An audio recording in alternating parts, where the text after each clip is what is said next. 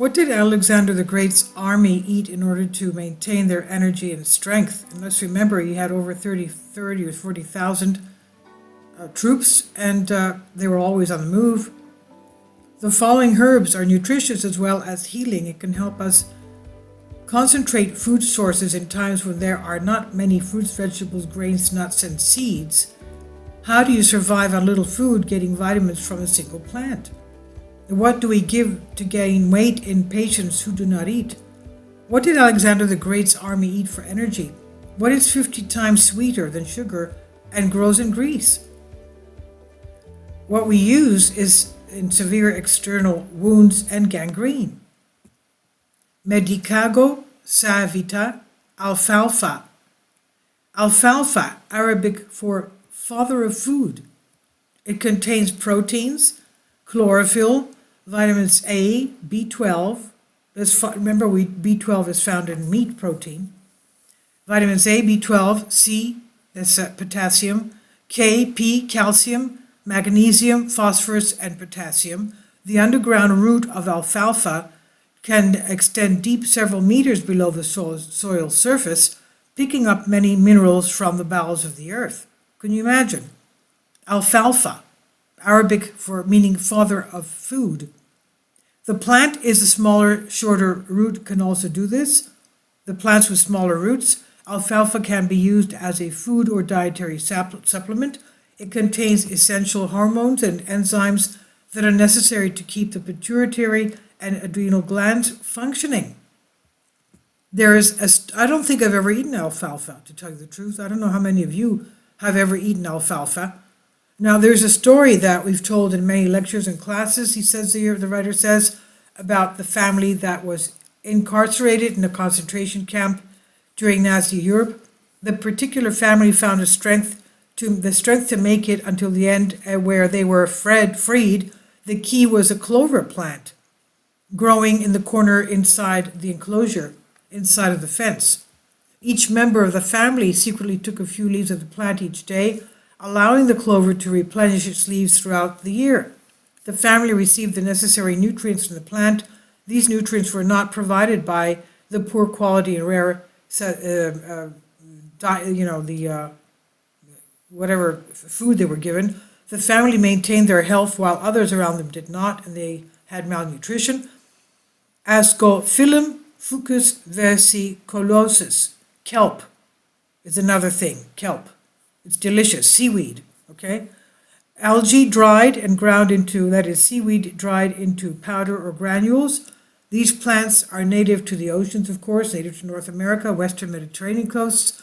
They also contain essential proteins, vitamins, including, again, B12, minerals, plus about 35 trace elements that the body needs to function well.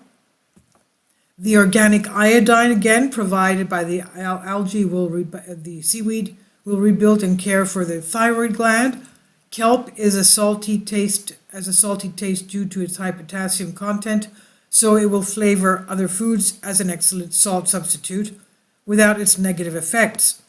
We know of a couple who lived on a beach away from civilization. When mushrooms and other wild grasses were few and rare inland, they survived on fresh kelp washed up from the sea.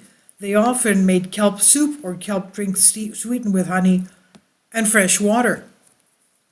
Then you have Ulmus rubra, slippery elm dust. It has a high protein content and vegetable gelatin. One could grow very well with elm alone. We've seen several cases of young children losing weight rapidly and becoming emaciated from some debilitating disease, and they often cannot hold any normal food in them. When placed on elm porridge, yes, a combination of elm powder, water, and honey made into a thin paste, they not only survived, but they actually gained weight and regained their health. The taste is very good too. It's pleasing, nutritious, and fills you up. Then we have licorice. Glycoriza in Greek, licorice. That's where we have licorice. It comes from the Greek glycoriza, meaning sweet root. Licorice root powder. The adrenal glands need a boost every 5 hours to maintain the body's energy. If a meal or other food is not available, licorice root will feed the adrenal glands. Alexander the Great's armies carried licorice roots on their long campaign marches to gain energy, strength, and endurance, a far superior energy booster than today's bar of sugar, chocolate, or candy given to poor GIs or the military. Licorice effectively stops hunger and thirst.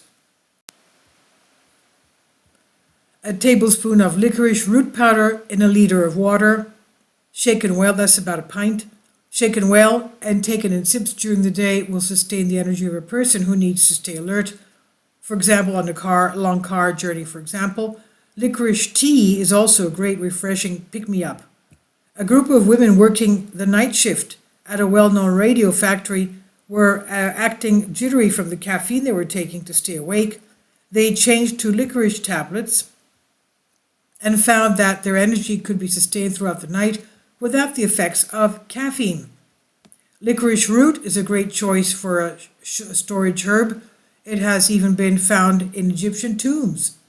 Medicinal symbiont Steculi symphytum officinale, comfrey, powdered root or leaves of symphytum.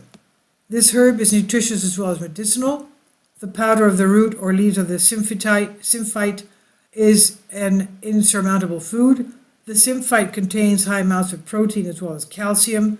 The root or leaves can be made into a tea or added to green juices. Several people we know have used the root as a thickener in their soups and stews. It's far more valuable than flour or cornstarch.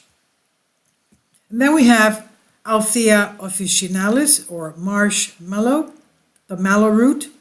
This is an invaluable herb that can be used both as a herbal food as well as soothing bath to heal the worst open wounds, especially gangrene.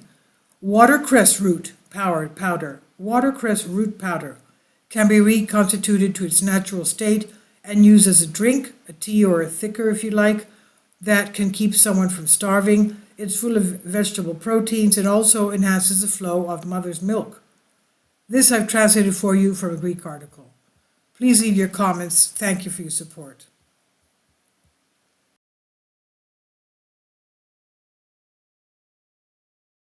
Kindly support my Patreon account. The daily posts are 5 videos daily, and they are totally different from what I have on my YouTube channel. Thank you so much for your support and that you find all my content so interesting. You'll find the Patreon account details in the description box below.